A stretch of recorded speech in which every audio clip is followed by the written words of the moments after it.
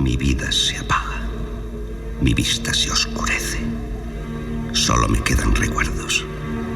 Recuerdos que evocan el pasado. Una época de caos, de sueños frustrados. Este páramo.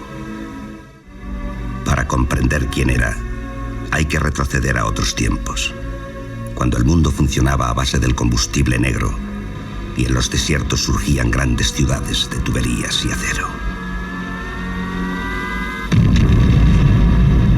Ciudades desaparecidas, barridas, por razones olvidadas hace largo tiempo. Dos poderosas tribus guerreras se declararon la guerra, provocando un incendio que devoró a las ciudades. Sin combustible ya no eran nada. Construyeron una casa de paja. Las máquinas rugientes jadearon y se detuvieron. Los líderes hablaron y hablaron y hablaron. Pero nada pudo detener la avalancha. El mundo se tambaleó. Las ciudades estallaron en un vendaval de pillaje, en una tormenta de miedo. Los hombres se comieron a los hombres. Los caminos eran pesadillas interminables. Solo sobrevivían los que se adaptaban a vivir de los desechos, o eran tan brutales como para dedicarse al pillaje. Bandas de malhechores se adueñaron de las carreteras, listas para entablar combate por un tanque de gasolina. Y en medio de este caos de ruina, los hombres normales sucumbían aplastados. Hombre que con el tremendo rugido de una máquina lo perdió todo. Y fue aquí, en este lugar desolado, donde aprendió a vivir de nuevo.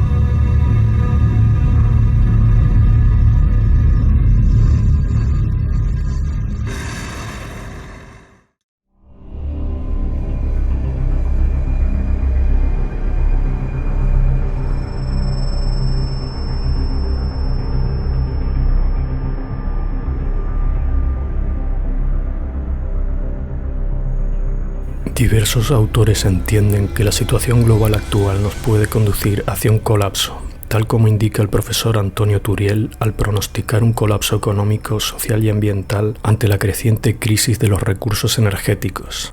Ante tal perspectiva, siguiendo las actuales tendencias económicas predominantes, se plantean algunas opciones futuras, como el ecofascismo o el neofeudalismo o feudalismo tecnocapitalista. Pero a la vez se plantean también algunas alternativas más optimistas para el futuro de la humanidad que veremos un poco más adelante. Explica Turiel que el Green New Deal, o el llamado capitalismo verde, la sustitución de las principales fuentes de energía actuales, hidrocarburos, tales como el carbón, petróleo y gas natural, y aparte el uranio, por energías renovables, son ideas que fracasarán y que podrían llevarnos a un colapso, porque no solo se están agotando tales fuentes de energía actuales, sino que además estamos agotando también muchos elementos de la tabla periódica presentes en nuestro planeta que podrían no estar disponibles en los próximos años si seguimos al ritmo actual de explotación de esos recursos. La demanda podría ser superior a las reservas existentes para esos elementos. Aparte de ello está el problema de la baja eficiencia del hidrógeno verde y sus altos requerimientos en energías renovables necesarias para producirlo. Esto está provocando que se busquen otras vías de explotación más allá de la autosuficiencia de los propios estados. Por ejemplo, la Unión Europea y en concreto Alemania ha fijado su interés en el Congo a este respecto. Se plantea, por tanto, el profesor Turiel, si el sistema capitalista es actualmente sostenible, considerando varios puntos. El sistema capitalista es un sistema económico orientado a la maximización del beneficio del capital. Como consecuencia, es un sistema orientado a la maximización de la producción y el consumo. Las necesidades de crecimiento del capital son exponenciales y eso lleva a un ritmo acelerado y rápidamente creciente de la producción y el consumo. Con una disponibilidad de recursos finita y una capacidad de absorción de residuos limitada, el capitalismo debe enfrentarse a la realidad de los límites del planeta. El problema principal con usar fuentes de energía con una baja tasa de retorno energético es que conlleva necesariamente la destrucción del estado del bienestar, ya que implica usar cada vez más recursos para la mera generación de energía desatendiendo necesidades de la población, y solo repercute en interés del beneficio del capital, aunque por un corto periodo de tiempo. Invertir energía en un sistema forzosamente fallido implica un coste de oportunidad y además este proceso puede retroalimentarse hasta destruir los cimientos mismos de la sociedad.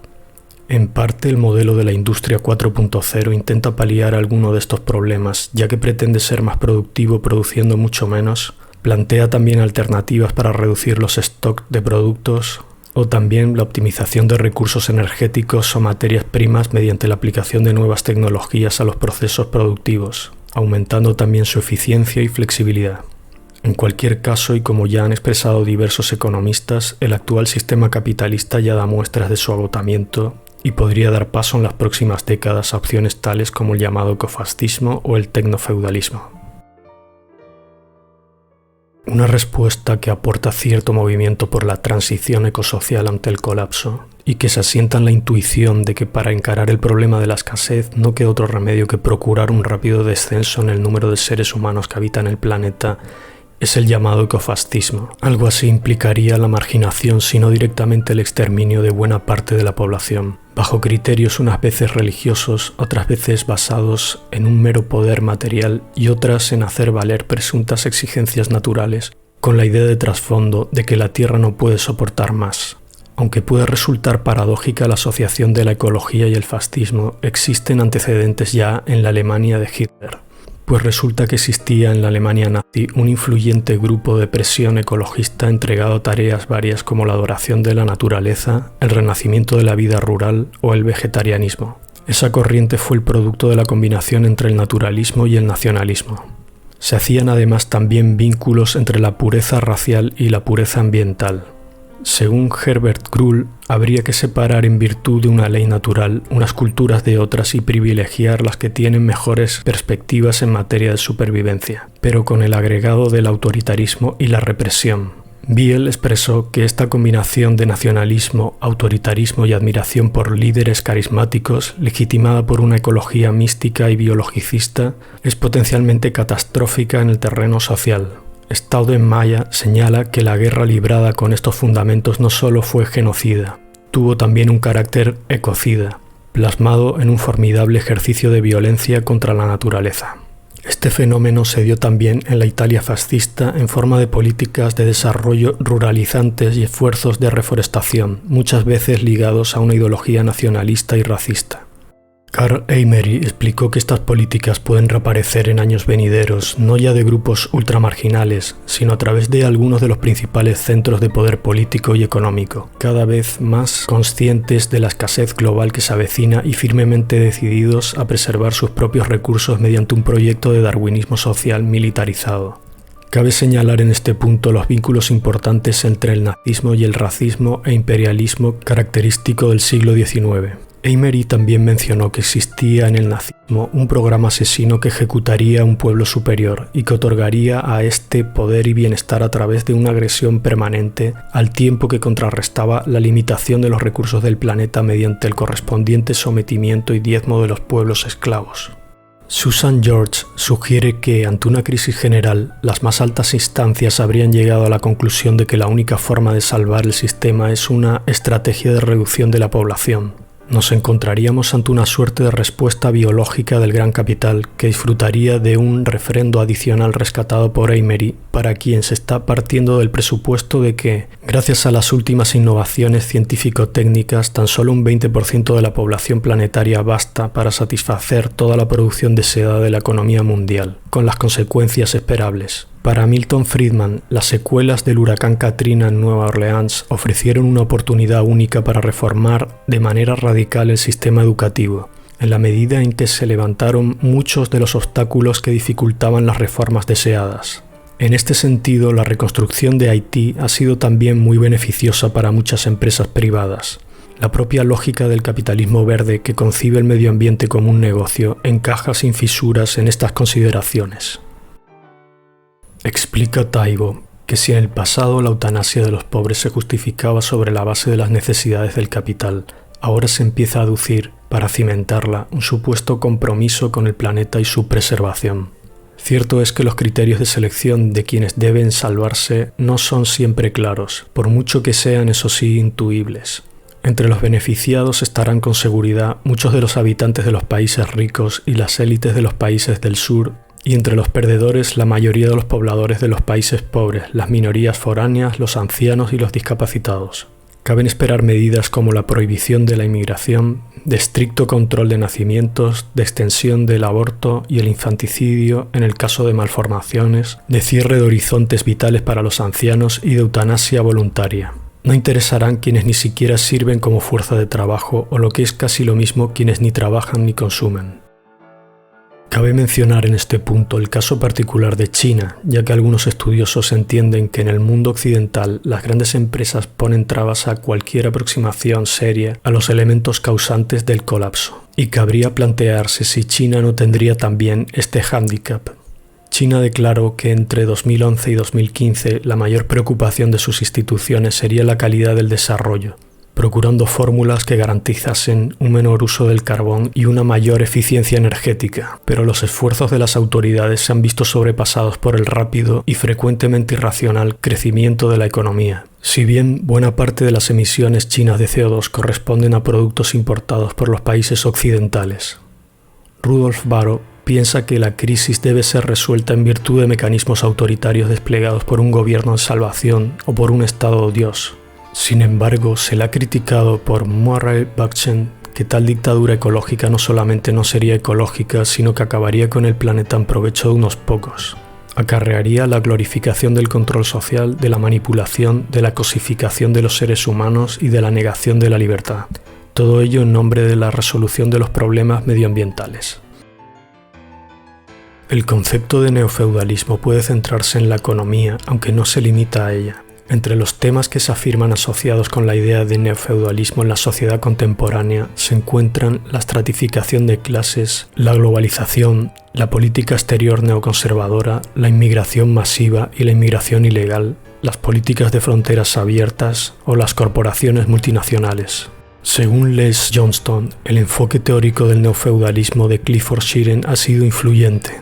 Shearing usa este término en un sentido limitado para llamar la atención sobre el surgimiento de dominios de propiedad privada masiva que están cerrados en una variedad de formas. La importancia de la comparación con el feudalismo para Randy Libert y Daniel O'Connor es que las corporaciones tienen un poder similar al poder de gobierno de los estados. De manera similar, Sigurd Nickel ha argumentado que el auge del capitalismo basado en el mercado financiero a finales del siglo XX ha representado una refeudalización de la economía. La ampliación de la brecha de la riqueza a medida que las personas pobres y marginadas quedan excluidas de la provisión de seguridad del Estado puede resultar en un neofeudalismo, argumenta Marina Caparini, quien dice que esto ya sucedió en Sudáfrica. El neofeudalismo es posible gracias a la mercantilización de la vigilancia y significa el fin de la ciudadanía compartida, dice Ian Loder. Una característica principal del neofeudalismo es que la vida pública de los individuos está cada vez más gobernada por corporaciones comerciales, como considera Martha Hoggins. El autor Jonathan Bluestein ha escrito sobre el neofeudalismo como una característica del poder social, económico, político y marcial por igual. Él define a los soberanos neofeudales como aquellos que, si bien no se les denomina directamente señores, aristócratas, reyes o emperadores, todavía tienen un poder equivalente en un sentido moderno. Es decir, las personas que no están sujetas a las leyes cotidianas pueden crear sus propias leyes hasta cierto punto, dominar grandes mercados, emplear inmensas franjas de individuos, tener los medios para mantener una fuerza militar privada, ejercer el poder económico equivalente a naciones enteras y poseer activos, especialmente inmuebles, a gran escala. Siendo el primero en acuñar el término tecnocapitalismo-feudalismo, o TCF para abreviar, el economista político Michel-Luc Bellemare publicó el tomo seminal sobre el tema titulado Techno-Capitalist Feudalism a principios de septiembre de 2020. TCF es una compilación de 15 años de investigación económica del autor que comenzó a mediados de la década de 2000. Según Bellemare, la época del feudalismo tecnocapitalista es la época del capitalismo totalitario, en la que la lógica del capitalismo alcanza dimensiones totalitarias y supremacía autoritaria. Una de las principales características de la era del feudalismo tecnocapitalista sería la degeneración del antiguo sistema de clases moderno en un sistema de microcastas posmoderno, en el que ahora existe una división y un estrato insuperables entre el 1% y el 99%, o más específicamente el Estado, finanzas, corporativo, aristocracia y la fuerza de trabajo, población. Además, según Bellemare, en la época del feudalismo tecnocapitalista, la determinación de valores, precios y salarios ya no se basa en la vieja noción marxista del tiempo de trabajo socialmente necesario, sino en el uso arbitrario de la fuerza y la influencia, es decir, a través de un conjunto subyacente de relaciones de poder y o ideologías capitalistas dominantes, que imponen por la fuerza y la influencia valores numéricos, precios y salarios por bienes y servicios, desprovisto de todas las consideraciones relativas al tiempo de trabajo. En última instancia, en la era del feudalismo tecnocapitalista, cualquier situación en que una entidad capitalista o un conjunto de entidades puedan salirse con la suya en la esfera de la producción y o en el mercado se considera válida, legítima y normal, independientemente del tiempo de trabajo. En la era de TCF, la mayoría de las tecnologías de máquinas son de origen capitalista, lo que significa que estas tecnologías están impregnadas y programadas con sesgos capitalistas, es decir, un conjunto de sesgos específicos que mantienen, reproducen y expanden el poder de las relaciones e ideologías capitalistas dominantes, sustentando el sistema capitalista en general. Por lo tanto, en la era de TCF, la mayoría de las tecnologías de máquinas capitalistas se utilizan para mantener, reproducir y expandir las divisiones en y entre el 1% y el 99%, manteniendo el 99% predominantemente atornillado hacia abajo sobre los estratos inferiores del sistema todo el tiempo, manteniendo el 1% posado sobre los estratos superiores del sistema indefinidamente. En suma, en la era del TCF, la nueva aristocracia, es decir, la aristocracia capitalista, que es sinónimo del 1%, se preocupa ante todo por la acumulación de poder y control, así como por la reproducción de la estasis jerárquica por cualquier medio necesario. Como resultado, en la era de TCF, la nueva aristocracia capitalista no busca robar unidades de tiempo de trabajo no remunerado de los trabajadores, sino que busca influir y controlar todos los aspectos de la vida cotidiana de los trabajadores. Por lo tanto, la acumulación de poder y control orquestada por el 1%, sus corporaciones y el Estado es siempre a expensas de la fuerza de trabajo o población, que a su vez se empobrece gradualmente, se le quita poder y se la relega continuamente a los márgenes de la sociedad, como siervos asalariados y siervos de la deuda. Durante el transcurso de los años 2020 y 2021, Janusz Varoufakis ha escrito y disertado mucho sobre su teoría acerca del neofeudalismo. Él postula que el capitalismo tradicional ha evolucionado hacia una nueva estructura de economías y sociedades de tipo feudal, a la que se refiere como tecnofeudalismo. Varoufakis explica que, a diferencia del capitalismo, las economías feudales tienen la cualidad de estar dominadas por grupos muy pequeños de personas y predeterminan el comportamiento de los mercados como les parece. Tomando el ejemplo de empresas en líneas masivas como Facebook, Amazon y otros, Varoufakis ha señalado que tales lugares se rigen principalmente por los caprichos de individuos y equipos pequeños, y por tanto no son mercados verdaderamente capitalistas de libre comercio, sino mercados feudales de control estricto. Otros, como Jeremy Pitt, han planteado opiniones y preocupaciones similares, y también han señalado que el tecnofeudalismo amenaza la libertad de información en Internet. Ante estas opciones a las que nos arrastran las corrientes de pensamiento económico predominantes en la actualidad, existen algunas alternativas, quizá más optimistas para la mayoría de los ciudadanos, que veremos a continuación. El profesor Turiel sugiere utilizar las energías renovables a un nivel más local y eficiente y sostenible medioambientalmente, un modelo social y económico decrecentista. Más local en producción y consumo, menos tecnológico y demandante de materiales, no basado en el crecimiento, más respetuoso con la naturaleza. Los llamados movimientos por la transición ecosocial tienen una vocación colectiva y altruista, el renacimiento interconectado de formas de propiedad colectiva que constituyan una respuesta tanto a la situación actual como a la propia del colapso. Esos grupos procurarán esquivar para sus integrantes la condición de víctimas con la vista puesta en convertirlos en supervivientes. El escenario correspondiente recomienda que cada uno aporte según sus capacidades y reciba según sus necesidades. Porque antes es preciso determinar qué significa eso de las necesidades, al tiempo que se impone adaptar el concepto a la realidad del poscolapso. La contraposición entre individualismo y colectivismo o comunismo no implica en modo alguno, con todo, que no haya que fortalecer la dimensión individual de muchas conductas. Lo primero que hay que subrayar al respecto es que los cambios en el comportamiento individual pueden tener más consecuencias de lo que una lectura superficial invita a concluir. Muchos de los consejos que remiten a cambios importantes afectan a nuestra vida cotidiana. Ahí están los que preconizan ahorrar energía, emplear fuentes renovables, reciclar los residuos, pensar en el origen de lo que comemos, relocalizar la economía, apostar por la sobriedad. El escenario del poscolapso se caracterizará antes que nada por una menor disposición de energía que la propia del momento presente. Ello se traducirá en la reaparición de tecnologías y hábitos que parecían formar parte del baúl de la historia. La crisis energética dará al traste con muchas de las tecnologías insostenibles que hoy empleamos. Por consiguiente, habrá que reducir nuestra dependencia con respecto a dispositivos como el automóvil, la televisión, el teléfono móvil o los ordenadores. Al mismo tiempo, se verificará un retroceso inevitable en la investigación. El efecto mayor de esta apuesta debería ser la configuración de un sinfín de economías locales diferenciadas en un escenario marcado por la descentralización y por la recuperación de muchas actividades que la globalización deslocalizó. En cualquier caso, la era del poscolapso obligará a recuperar la imagen del trabajo humano como fuente principal de energía, que es al fin y al cabo lo que ocurre en muchos países del sur. Bien podríamos hablar entonces de una tercermundización de las economías del norte. Por lo que al consumo se refiere, se abrirá camino una reducción significativa en el número de productos ofertados y también en el de productos importados, con una subida general del precio de muchos de esos bienes. Autores como Holmgren proponen la proliferación de las monedas locales en lugar de las fiduciarias para diluir los riesgos y estimular el comercio local. Se expandirán también el trueque, los bancos de tiempo y otras fórmulas de economía asociativa.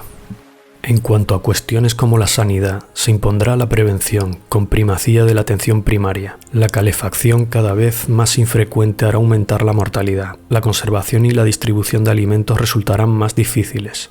El agua, cuya presencia en muchos casos depende de la electricidad, a menudo escaseará. Con respecto a la educación, buena parte del conocimiento acumulado en el sistema educativo dejaría de ser útil. Será necesario restaurar muchas sabidurías prácticas para hacer frente a un problema ostensible hoy en día. Pocas personas saben cómo construir una casa o cómo trabajar en el campo. Finalmente, con respecto a la vida política, tendrán una relevancia capital la autogestión y la democracia directa. El modelo de Estado social en su estado embrionario fue propuesto inicialmente por el conservadurismo alemán durante el gobierno de Bismarck en el Segundo Reich, fundamentalmente para aplacar la presión social del momento, aunque luego fuese replanteado por el liberalismo. En cambio, el estado del bienestar fue propuesto por la socialdemocracia. El estado social emerge de un concepto formal y específico de libertad, igualdad y dignidad. Promueve la justicia y el desarrollo y la capacidad de todos los ciudadanos de disfrutar y ejercer sus derechos sociales y económicos de manera que ninguna persona quede por debajo de un nivel mínimo de subsistencia. Debe estar bajo el principio de legalidad y ser democrático. Así el Estado interviene en la sociedad civil, corrigiendo las desviaciones del mercado sin suprimirlo. No obstante, la seguridad social ofrece prestaciones en la medida de lo que se haya aportado. En este sentido podría decirse que se comporta como cualquier otro seguro privado. Si bien existen, según los estados y el contexto cronológico, diferentes ayudas económicas para las personas sin recursos, las que presenten algún tipo de discapacidad, etc. También suelen dotarse de sistemas públicos de salud, enseñanza, protección contra el desempleo y pensiones.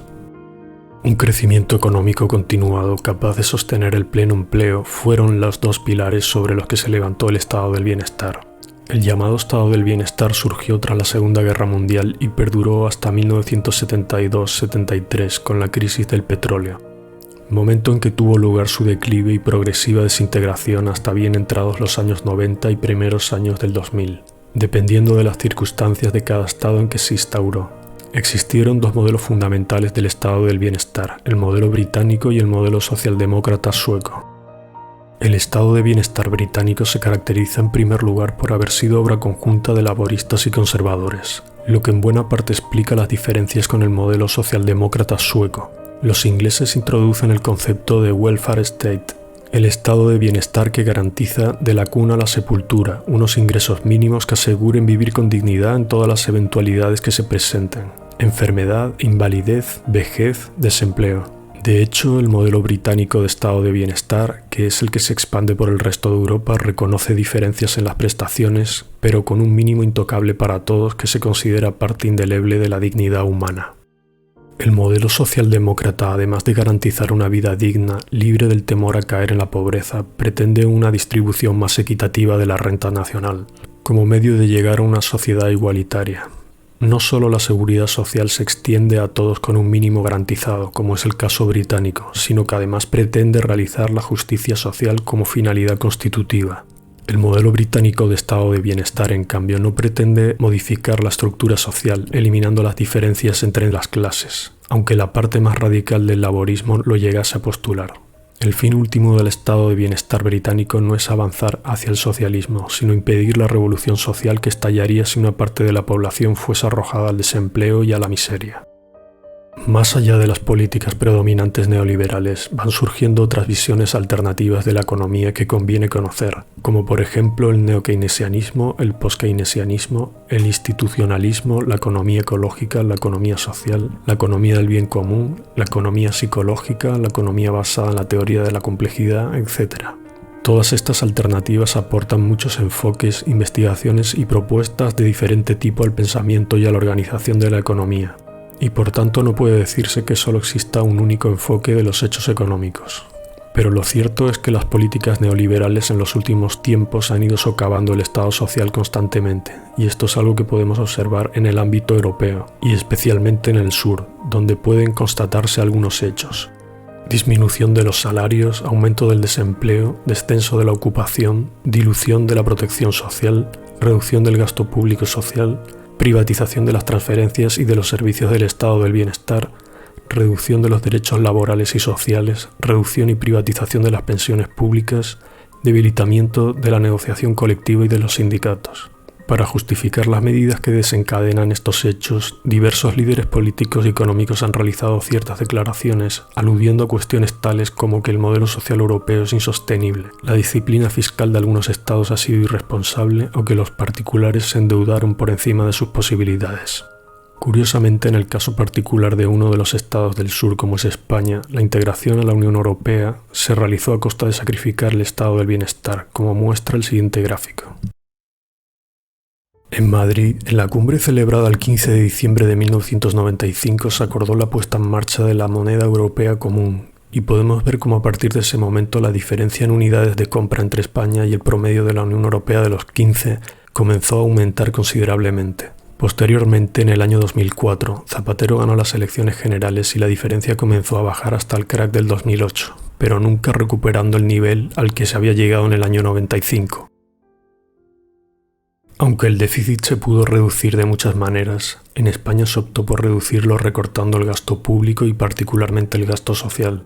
Iniciada la crisis posterior al crack del 2008, se respondió a la misma recortando el gasto público. Se supuso erróneamente que el problema era el excesivo gasto público, cuando España al inicio de la crisis económica estaba en superávit y su deuda pública era de las más bajas de la eurozona.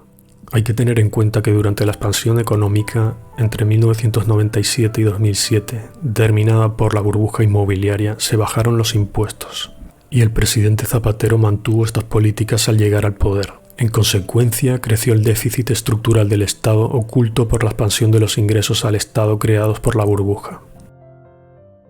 En la diapositiva de la figura 3 se puede observar cómo se perdieron 27.223 millones de euros como consecuencia de la reforma tributaria del año 2006, entre el año 2007 y 2008. La reducción de impuestos fue más acusada con respecto al impuesto de sociedades, que cayó un 39%, con respecto a la recaudación del IVA un 26% y la del IRPF un 11%. Ahora conviene prestar atención a la siguiente pregunta: ¿por qué creció tanto el déficit?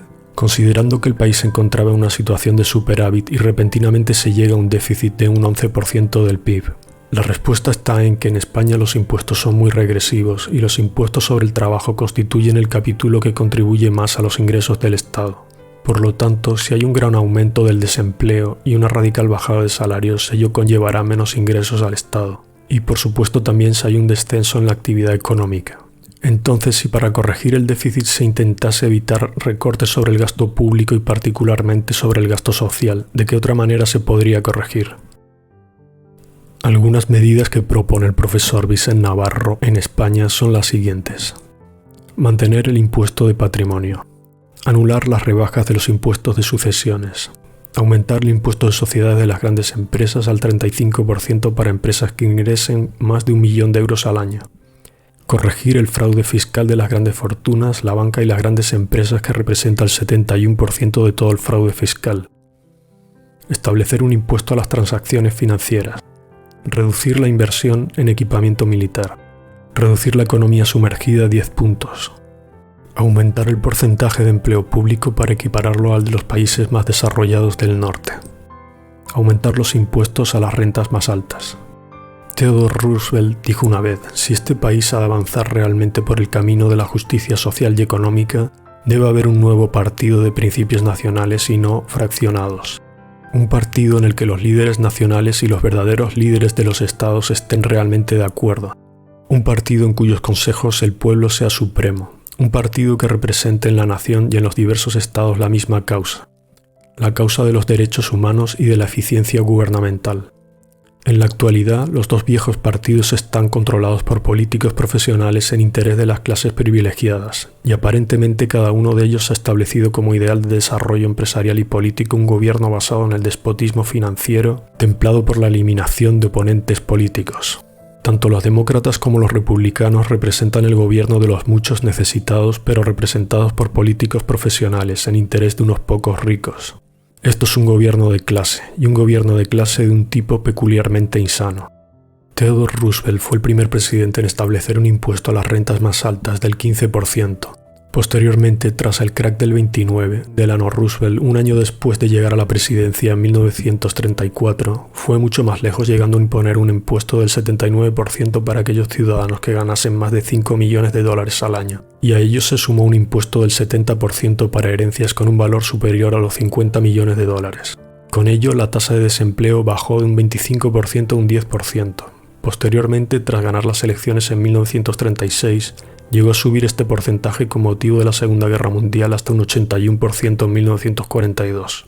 Ya en 1944, según el nivel de ingresos de cada ciudadano, se establecieron 24 tramos conforme se estructuraba el impuesto sobre la renta, partiendo de un 23% en su tramo más bajo y llegando a un 94% en el más alto. Los 20 años siguientes, la tasa máxima nunca bajaría del 90%. En el año 1964, Lyndon Johnson por primera vez en mucho tiempo decidió iniciar una política de reducción de impuestos en base a su ley de reducción de impuestos e igualdad de oportunidades. Pero fue el presidente Reagan a partir de 1981 quien, con bajadas de más de 40 puntos en el impuesto sobre los ingresos a las rentas más altas, sentó un nefasto precedente conjuntamente con las políticas de Margaret Thatcher, siguiendo esa tendencia hasta el crack del 2008. Y más allá incluso hasta nuestros días, pues como ha explicado el profesor Ignacio González, la evidencia de que menores impuestos al capital estimulan la inversión es muy escasa. Los particulares se endeudaron por encima de sus posibilidades. Es una falsa afirmación, como demuestra el PIB per cápita de un 94% de España con respecto al PIB de la Unión Europea de los 15%, mientras que nuestro gasto público social es solo del 72% con respecto al gasto público social de la Unión Europea de los 15%. Si hubiese sido de un 94% al menos, se podría haber contado con 66.000 millones de euros más para financiar el subfinanciado Estado del Bienestar español. Es decir, el Estado cuenta con recursos pero no los recauda. En la actualidad, España no cuenta con los instrumentos para salir de las sucesivas crisis que se están encadenando y protegerse de la especulación financiera. Esto es debido a que el BCE no es un banco central realmente, sino que actúa como un banco privado y depende del Bundesbank. Por otra parte, el Pacto Fiscal y el Pacto de Estabilidad en la Unión Europea están determinando la necesidad de los recortes, y finalmente las medidas de crecimiento son insuficientes. Considerando por tanto que esta es la peor alternativa posible y que imposibilitará la recuperación del país, habrá que atenderse a otras alternativas más coherentes. El profesor Vicent Navarro propone una segunda alternativa. Un segundo New Deal en Europa que requiere un cambio muy profundo del BCE para convertirse en un auténtico banco central. Una política fiscal común, unas políticas expansivas, cambio del Pacto de Estabilidad, nacionalizar el crédito, bancas públicas o cooperativas de crédito a nivel estatal, central, autonómico o municipal, ya que la banca privada no está cumpliendo con esta función fundamental. Sin ser una lista exhaustiva, algunas medidas relevantes que han propuesto Navarro, Torres y Garzón. Reestructuración de la deuda pública, tal como han explicado diversos autores como Santiago Niño Becerra o Antoni Domènech, debido a que la deuda pública actual de muchos estados es absolutamente impagable con unos intereses como los actuales, y este es un problema que tarde o temprano se deberá afrontar. Auditoría de la deuda pública con un estudio pormenorizado de los contratos de deuda pública de todos los países con objeto de buscar aquellos contratos considerados ilegítimos. Limitar la actividad de los paraísos fiscales imponiendo un impuesto al capital circulante y realizar un control estricto de las sociedades offshore. Richard Murphy estimó que en el mundo existen 2,4 billones de euros al margen de la fiscalidad de los estados, perdidos en estos paraísos fiscales. Prohibición de prácticas y productos financieros especulativos tales como las operaciones al descubierto y los credit default swap, de los mercados over the counter y de las operaciones de alta frecuencia y prohibición del secreto bancario. Promocionar la banca ética, creación de un código de comportamiento ético de la banca pública que asegure que todas las inversiones financieras deben ser socialmente responsables. Establecer un impuesto a la acumulación de capital, impuesto sobre los beneficios extraordinarios de la banca y los activos financieros. Nuevo estatuto de la banca internacional que permita compartimentar la actividad financiera separando la banca comercial de la banca de inversión y avanzar en la supresión del sistema de reservas fraccionarias, comenzando por incrementar el coeficiente de caja, siguiendo el ejemplo de la ley Glass-Steagall que fue definitivamente derogada durante la legislatura de Bill Clinton. Control exhaustivo de la clase política a través de la introducción de criterios de eficiencia en la administración pública y mejorar su funcionamiento a través de la aplicación de nuevas tecnologías y procesos de transparencia. Y democratización de los partidos políticos potenciando la responsabilidad de los cargos electos ante sus electores en lugar de ante las élites gobernantes en los partidos. Democratización de los organismos internacionales como el Banco Mundial, el Fondo Monetario Internacional y Naciones Unidas, con votos no vinculados a la riqueza y sin derecho a veto. Creación de una agencia pública de calificación y la prohibición de que las agencias privadas puedan calificar los títulos de deuda pública. Democratización de las empresas, introduciendo modelos de cogestión donde sindicatos y trabajadores estén en los consejos de dirección de las empresas.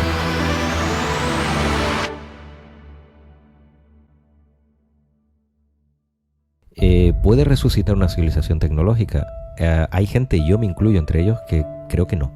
Si esto es una única oportunidad, porque hay que pensar que, imagínense que hay una guerra nuclear, para nosotros tener luego una civilización tecnológica, ¿cómo alcanzamos la revolución industrial? Con carbón, petróleo, combustibles fósiles accesibles, todos esos recursos ya no existen. Todo el carbón que existía, todo el petróleo que era fácilmente accesible ha desaparecido, ya no queda nada.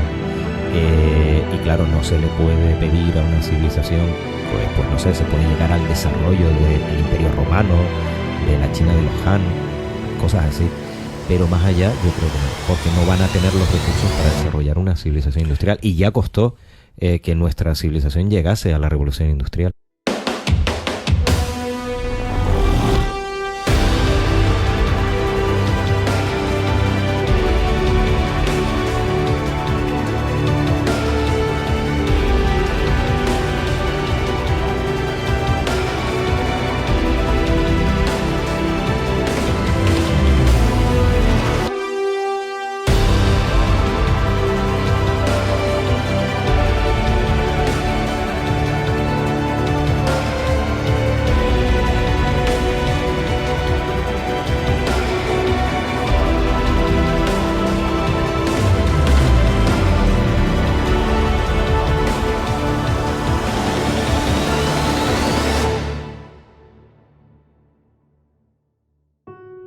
La hipótesis de que somos los últimos es porque realmente el universo ya pasó su pico de formación estelar. Es decir, ahora en el universo se están formando menos estrellas que antes. Es decir, el universo está envejeciendo. Y si se forman menos estrellas, hay menos planetas, hay por lo tanto pues menos estrellas favorables, etcétera, en teoría, ¿no? Entonces se explica así que podríamos ser los últimos. También, claro, hay que tener en cuenta que sí, ahora hay menos estrellas, pero las estrellas tienen más metales, o sea, más elementos pesados, y por lo tanto en teoría debería haber más planetas, con lo cual pues se favorecería la aparición de la vida. Pero bueno, son cosas contrapuestas y cosas que hay que tener en cuenta cuando analizamos esto.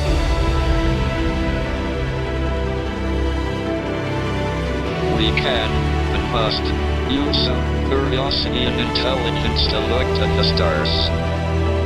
We must, but now before humanity is overtaken by some disaster that we can neither anticipate nor control.